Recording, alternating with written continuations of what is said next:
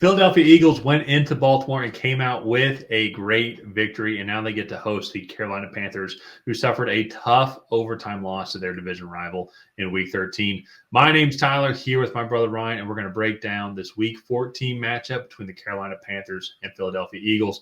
But before we do that, be sure to like, subscribe, and also leave a comment on who you think is going to win this game. We're trying to get to 6,000 subscribers by the end of the year, and any help is greatly appreciated. Ryan, great game by Philadelphia. It was a grinded out, typical Northeast AFC North type matchup here. And Philadelphia was all about it. Started off a little bit slow, going down 9-0. Got a little bit of help from Justin Tucker, which is, I don't think, a sentence that has ever been said before until now. So I'm glad we got that on recording. But either way, they were able to capitalize. They were able to grind down this Baltimore Ravens defense. Saquon Barkley had a great second half. Philadelphia Eagles team as a whole actually just had a great second half. Well, I say that they scored 14 points in the second quarter. So they just had a great final three quarters, I would say here. But I feel like it took them a second to get used to the game. It's kind of what it was about to be. And then Jordan Davis, Jalen Carter, they really stepped things up. Secondary stepped up a bunch as well. Offensively, they started to kind of wear down the Ravens defensive line. And Saquon Barkley was really starting to pick things up here. He had 107 yards and a touchdown. On the flip side, too, talking about the Panthers, it has been fun to watch this Panthers team offensively improve. It's been good to see Bryce Young do well. He's had a couple of good games in a row now, going back to when he started in Germany, I believe was his first game back. I want to make sure. Against the Giants. Against the Giants, yeah. And so, well, actually, no, it was the Saints, wasn't it? Because it was whenever Andy Dalton got into that accident, which I'm glad he is doing okay. Pretty sure, was it the Saints that they beat them? Yeah, it was the Saints when he came back. Nice. Okay. Into that game. So he is 2-2 since his return, and it has been fun to see him develop. I definitely think having Dave Canales as the head coach now and being able to learn from him has been a huge upgrade from Frank Wright. It makes me a little nervous as a Falcons fan, as if this guy actually starts doing well and now they have weapons.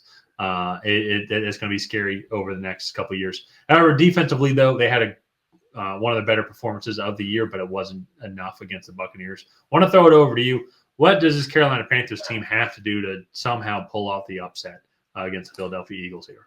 They have to figure out how to stop the run. This is one of the not so great rushing defenses in the NFL right now, and if they let this number one rushing team come in and just run the ball all over them, I think it's going to be a really tough week for this Carolina Panthers team. I do actually like some of what they've been doing on the offensive side of the football with Bryce Young. Xavier Legette has really started to come on as of late. He's had 4 catches in 4 out of the last 5 games, I believe.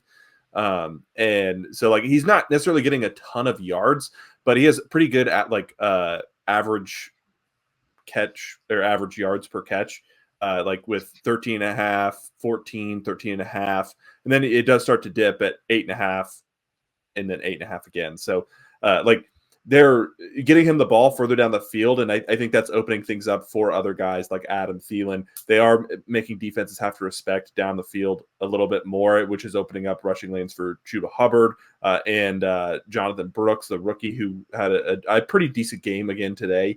I will say. Yeah, his first full game back. He played in last week's game against the Chiefs, but was definitely on a snap count for sure.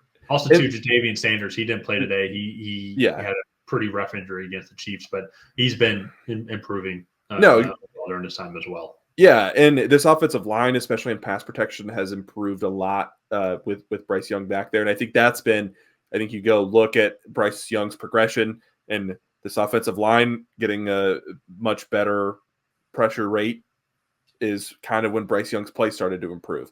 And so it's been an upward trajectory for the Panthers team. And kind of flipping sides, this Eagles team, holy moly, they're legit. This rushing offense is insane. Saquon Barkley, Jalen Hurts, even like their spellbacks like Kenneth Gainwell and is Boston. I don't know if Boston Scott is still on that roster. Eagles fans, let me know down below. But like, if he is, he's not doing much of anything. No, yeah, exactly. And it's just been so impressive to watch this running game. And it's like you still look, they have like Ferraris in the garage in Devontae Smith, AJ Brown, Dallas Goedert is a really good tight end as well. And like they traded for Jahan Dotson before the season started. Like they have a plethora of weapons, but they don't even really have to use them because they're just running the football down NFL teams' throats week after week. This offensive line, we were on this podcast, we're a little bit skeptical about how the transition would go from Jason Kelsey to Cam Jurgens. And really, like, Jason Kelsey's a Hall of Fame center. I'm not trying to diminish him. There really hasn't been that noticeable in the transition. Like, I think they've done a really good job of getting Cam Jurgens up to speed in, I believe, his second or third year in the NFL, and he was already a guard last year though too. And he was a guard. It's just it is different when you're a center. You're making line adjustments and things like that. Like there's more pressure put on a center, and so it's just another aspect of the game that could go wrong. And Jalen Hurts, I'm sure, is helping him out up there as well. Mekhi Becton has been an impressive story, especially at his size, going from tackle kicking into guard. He's been able to stay healthy there as well and been good for them there. And so like it's just been really impressive what the Eagles have done. This was the point last year where they fell off a cliff, but with this running game, I think it's going to be really hard to knock them out going forward in the rest of the season and into the playoffs. So this is going to be a fun matchup. I definitely, not to spoil anything here, but favoring the Eagles pretty heavily just based off of the rushing offense versus the rushing defense of the Carolina Panthers. Yeah. A couple things to note here going into this game. Reed Blankenship left the game with a concussion. And Dallas Goedert, it also looked like he did not return to the game with what's being called a knee injury, so we'll need to monitor that as well. The Panthers, doesn't look like too many notable injuries, that at least just what I'm able to read here, thanks to NFL.com. And so, but yeah, going into this game though, it's once again, I'm going to be looking forward to watching this game to see Bryce Young's development overall, because it definitely seems like as each week goes by, he's doing a good job getting rid of any doubt that they'll try and get a quarterback and just get a whole new regime, like the official regime change with their quarterback coming in.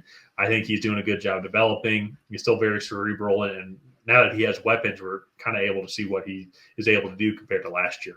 Yeah. So on the flip side, though, I agree with you. How is this defense going to stop the run? They're averaging 167 rushing yards per game, and just put that then in perspective, the Eagles are averaging 188.92 rushing yards per game. And sorry, the Panthers number I said was rushing yards allowed.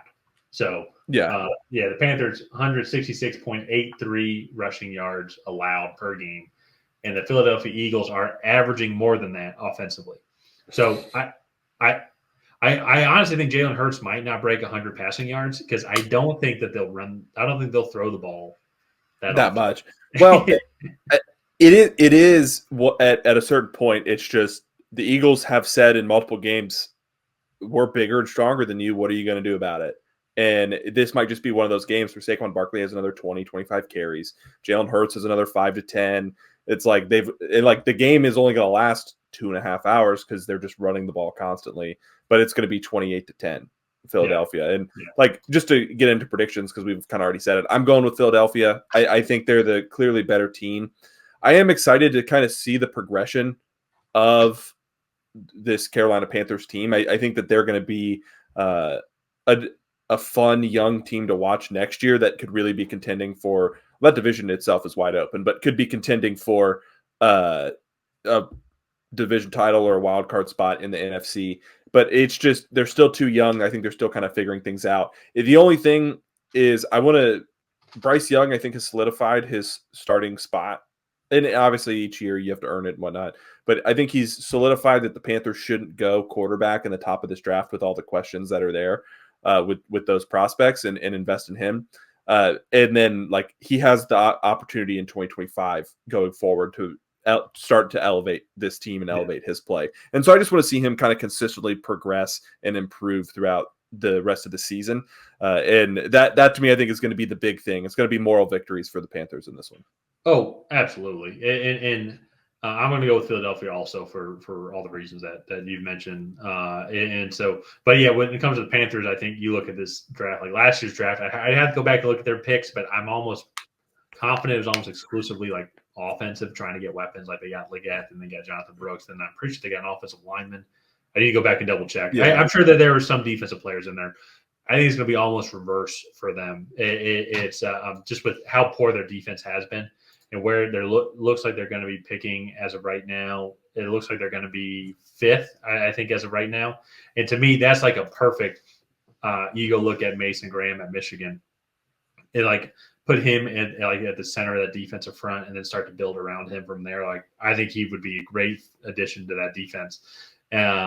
Also, too, that scares me as a Falcons fan because, like, I think we struggle at center. So yeah. Well, they do have Derek Brown, who's almost missed the entire season. Like, so he's a good defensive interior guy, but that would be nuts, especially with how deep this edge class is. You're going to get starting edge play, or maybe not starting, rotational edge play in like the third round in this class because there's going to be 25 guys that are going to go in the top 100 at the edge position.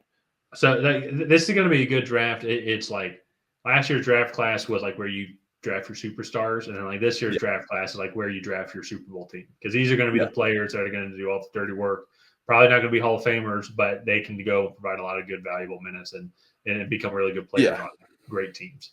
Yeah, exactly. And so I think it's going to be a fun offseason for the Carolina Panthers. But as far as this game goes, I think we're both taking the Eagles. Let's go ahead and wrap this one up here. If you guys have not already, please go ahead and like and subscribe. It is the best way to help out the channel. While you're down there, leave a comment on who you think is going to come out ahead. Will it be the Carolina Panthers? Will it be the Philadelphia Eagles? Other than that, we'll see you guys next time.